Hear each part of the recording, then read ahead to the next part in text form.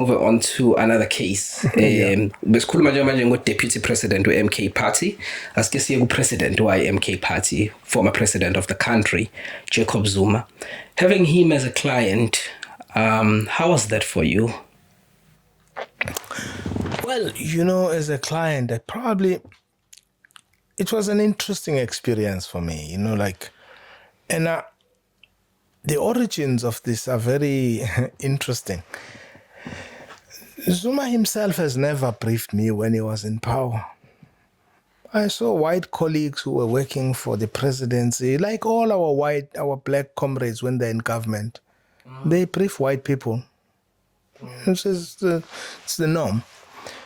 But when the white lawyers were running away from him, when he had nobody, and I got a call from two of his attorneys, it was very difficult for me because of how I grew up to tell an old man who's desperate, no. So I took to assisting him. And that's how it started, and a lot of people have lots to say about representing him. I think people don't understand why we represent people. In fact, they do, but they forget.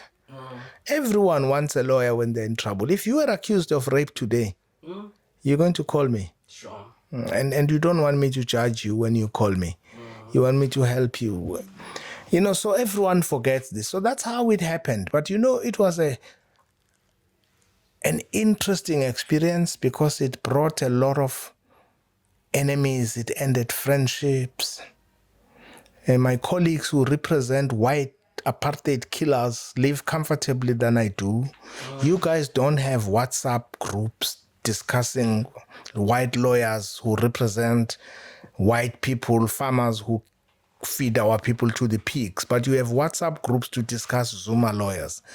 It tells you about our mindset. How many times did I come here and I was confronted by people who dislike Zuma everywhere? But Bereru can walk here comfortably after representing someone who killed a white man who killed a 21-year-old girl. My colleague Du Plessis, who represents Walush, the Cork, and former apartheid killers, live comfortably. We turn against those who represent black accused. So in a way, it was a very interesting experience for me, but I would do it again. I also think, Zuma is an easy guy to deal with. And because he's old, I also developed a father-son relationship, because I thought he had had a rough life, rough life, and to be pursued after freedom has come throughout your life from 1996 just touched me. Not because he's perfect. I just thought, no, but apartheid killers are walking free. This government has spent more than $1 billion pursuing somebody for, let's say, allegedly getting money from a friend. $1 billion or more to pursue one man who didn't steal from the kitty. We just think the person, Shabir, who gave him money was bribing him. And we've spent more money than we've spent on education in one province or two. So it was that, and I think it was an interesting brief. It brought a lot of good experiences for me, but as I said, it ended friendships. Colleagues don't like me for representing that man. And colleagues who represented a lot of white crooks. They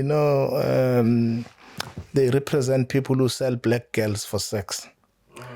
And yet they think representing Zuma is bad. So it taught me a lot. And it was a continuation of what I think is persecution and of a black person whose faults are illuminated, made bigger than faults of a lot of white crooks. It was interesting for me. Also, people like that are interesting as clients because you don't just deal with them. You deal with people around them.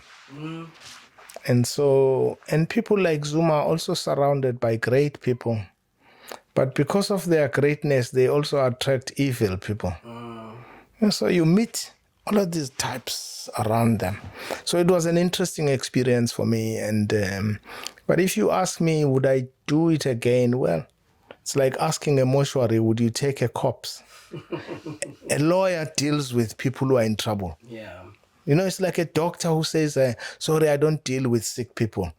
A proper lawyer is the one who deals with people who are in trouble, not because you like them, because they're in trouble. Just like a proper doctor is someone who deals with sick people. Sure. Yeah. Speaking of President Zuma, so you go into great details in the book talking about President Zuma and his cases. But I'd like to move just a little bit faster to state capture inquiry that was led by the former Chief Justice Zondo, who was the Deputy Chief Justice at the time. So a lot happened. We saw President Zuma presenting himself, answered questions, and he got uncomfortable, and then he asked the judge to recuse himself, which he didn't do.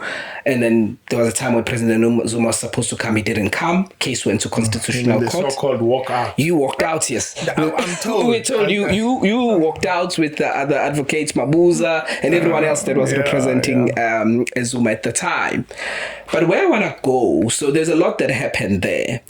And we then saw President Zuma not also going to the Constitutional Court when his matter taken to the Constitutional Court, where he was sentenced to a couple of months, if I'm not mistaken, was it 15 months in prison. And a lot of people were saying his lawyers misled him. They should have known that this is where it will lead. Yeah. Why did not his lawyers advise him? So I have this opportunity, Advocate Sikhakhane, to ask, why did you send former President Zuma to jail if you didn't tell him that his actions will lead him to going to jail? What if we did tell him? You know, there's a race issue there. I'm a senior counsel. You think I don't know something you know, and you're not even a lawyer maybe, that if someone defies a court, it will be called contempt. The fact that people think we don't know that is itself to undermine our intelligence. How could I not know that? And how could I not tell a client that? How could people even think that we wouldn't tell a client about those possibilities? You know why? Because we're black. People think a senior counsel like me does not know contempt. I know it. And you tell your clients scenarios. But clients are not wheelbarrows into which you pour your ideas and they're not challenged. You've got to respect a client who says, I hear you, but that's not the route I want to take. This is the thing for me. And how many people, by the way, bro, left Joburg to go advise Zuma, tell him what we did not tell him? How many? To drink tea, Chunkandla. Tell me what happened. Every time they entered his yard in Nkandla, he would phone me at him, na babala. Because we had told him everything. But you've got to respect the man's principle when he says, I don't want to do something. Unless your client wants to do something unlawful, you've got to respect what he chooses and support what he chooses if it's not unlawful. You know, you can never advise a client to do what he's not emotionally ready to do. The problem is that lawyers are so arrogant that we think we are smarter than people. We can tell them how to run their lives. We advised Zuma about all scenarios, but we still respected his choice. So when people say his lawyers didn't tell him, please, man, how do they even know what we told him? How do they even know? But no one knows. So must we call a press conference and say, oh, by the way, we told Zuma this and he defied us. He didn't even defy us. I agreed with him when we told him, when he said, but guys, I hear you. I'll rather suffer the consequences of what I do. For me, I respect principle more than I respect law. I respected the fact that the person says, but this is not right. I'm going to defy it. Thank you for your advice. That's what happened. We advised him. I just think everyone who says we gave him bad advice did this because we are black lawyers. They think we are stupid. We didn't know basic and simple things. Sure.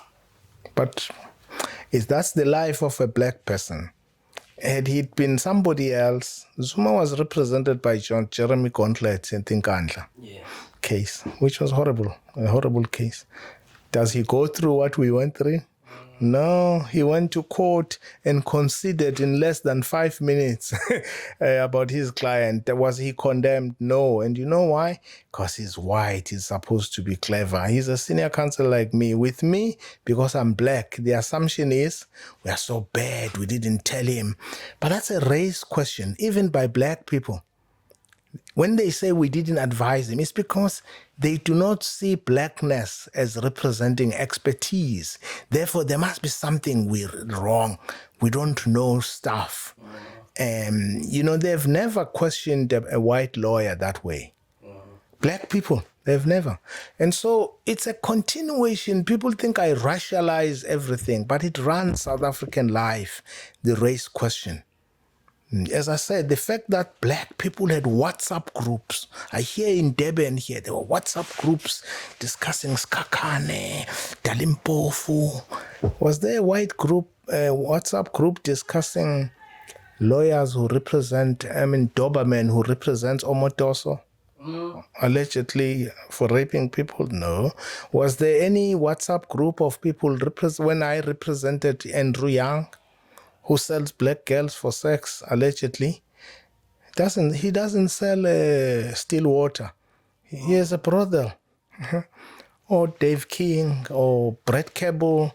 People represented crooks, and black people didn't have a problem. Sure. It's when black lawyers, Kemp J. Kemp made lots of money, and may his soul rest in peace. Great man. Great man. He represented Zuma for more than 15 years. Didn't go through what I went through. And as soon as he was done, having made so much money, black people, including my own colleagues who now represent Zuma, they went to court and said Zuma's lawyers can't be paid by the state, only when they were black. White lawyers had been representing Zuma in this case for 15 years and made millions of rands. We were forced to represent Zuma. I would fly from Durban at my own cost, and from Joburg to Durban with my son and all of us. And we were not going to abandon him because people, black political parties plus the DA, were saying Zuma's lawyers can't be paid using the state money. But Zuma's lawyers had been paid for 15 years. Using state money. The only difference is that when they became black, like I told you about the white plumber and the black plumber, when the lawyers became black, suddenly we amassed courage. They can't make the money. But we were not going to dump him. Sure. We represented him for 5 years, for 4 years without being paid, and we don't regret it. I would do it again because I have a particular view about blackness and persecution, and I thought it's something I would do. I would do it for you. I would do it for anybody, actually. I just have two last questions, Advocate. And the first one, just if it can be just a brief answer on this one, which is related to what we're talking about now. After President Zuma's arrest, what followed thereafter is the July unrest, where a lot of life were unfortunately lost. And then there was a commission led by Human Rights Commission, if I'm not mistaken, that sat and investigated the matter. And it arrived at a decision that there is no relationship between the arrest of former President Zuma and the July unrest. What's your view on that? Commissions are a tricky thing for me. Very few governments appoint a commission unless they know its outcome. So it's usually a shame. Ruling elites know the outcome they want. I think it's because of the race of those who died. Nothing else. 300 black people died. But if 10 white people had died, I'm telling you, there would be monuments in every street corner, and there would still be a commission, and America and UK would be involved. One thing you must learn from those processes when 300 people die and nothing happens, that black life is cheap. That's it. I don't have any other answer for you. It's because it's black people who died. And the attitude of the world towards a black person is not too different from the attitude of the world towards a wild animal. Sure. In this revolution that you would like to see, what would happen to the best constitution in the world that we have here in South Africa, as well as the rule of law, because you are part of the justice system as an advocate, a senior counsel. So